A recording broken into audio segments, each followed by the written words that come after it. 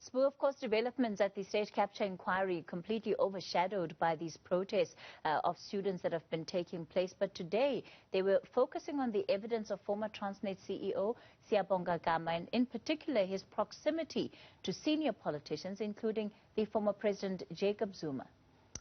That's correct, Kathy. Actually, important evidence that was heard today. And I think it's important in trying to understand the Sbu Ngalwa story to actually take it back to where it would have started. You would recall that at some point last year, there was evidence that was led by various witnesses who actually accused Sbu Ngalwa of being implicated or aiding and abetting state capture during his time as the group CEO at Transnet. But I think he has denied those charges. And I think for us to better understand and also for the viewer to benefit, let's take you back as to what happened with the story of Sbu Ngalwa at Transnet.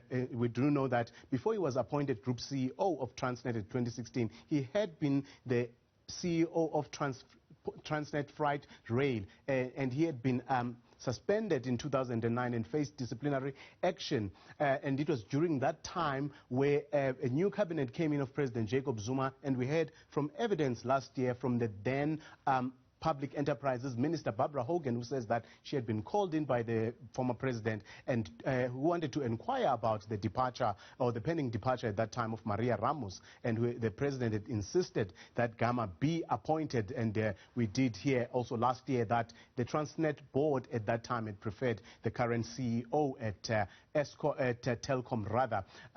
But fast forward to 2010, the relationship between Barbara Hogan, she told the commission, was and the former president actually took a dip after Gama was dismissed. And we do know that there was a reshuffle later in that year where Barbara Hogan was dropped from the cabinet and then replaced by Malusi Gigaba. And then fast forward to the April of 2011, not only was Gama reinstated as the CEO of Transnet Freight Rail, he also went on to be appointed as the group CEO of Transnet in 2016. Of course, Sbu Ngalwa was fired in 2018, again owing to allegations of tender or procurement irregularities. And now he had been asked today, as he appeared before the State Capture Commission, he actually was answering questions that were posed by the evidence leader, Advocate Anton Maibach, to ask him about his relationships, particularly with President Zuma, but also his relationship with the former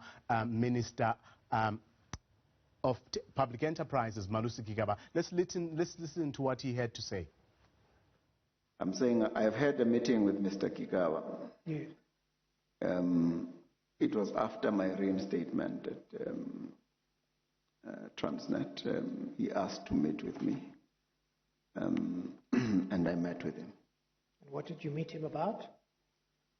He wanted me to assure them that I would give support to the Group Chief Executive of Transnet, Mr. Molefe, and make sure that I supported him so that the company can succeed. And when would that meeting have been? Sometime in 2011, probably around April or May of 2011. After I'd been reinstated.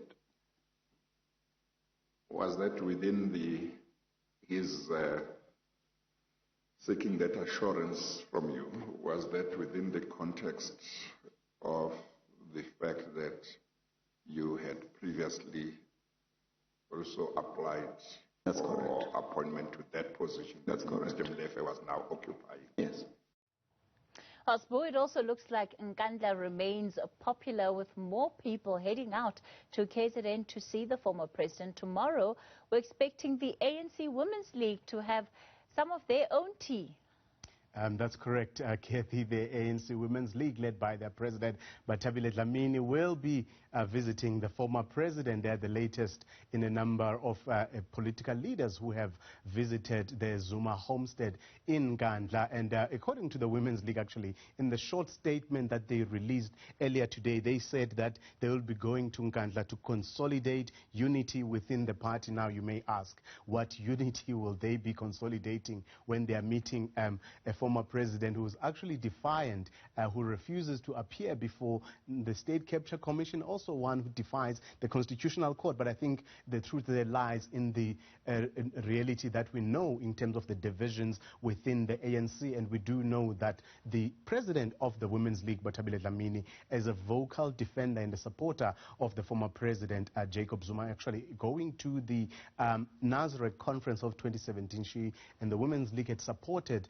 Nkosazana Dlamini Zuma to be the next president of the ANC, and we do know that the Women's League, particularly at least some of their leadership, are currently unhappy with what is happening with the charges with the President Zuma's run-ins with the Zondo Commission. In fact, they have gone as far as saying that Zuma is being persecuted. In fact, Kathy, sometime last month on the sidelines of the Bloemfontein Magistrates Court, where the ANC Secretary General Ace Magashule appeared in court, I had caught up with the president of the ANC Women's League to talk to her about the Magashule case, but also her relationship with Zuma and what she thought was going on at the time. And I think to make sense of what they're going to do in Gandla tomorrow, it's necessary to go back to that part. Let's listen to what she had to say. The Women's League officials and the working committee has had a meeting with the 6 officials of the ANC to raise our concerns about the turmoil that is going on right now, because it's not the SG only that has challenges. There are many people that are faced by different challenges. And therefore, once we highlight the issues of the SG only, we would be following what the media is doing.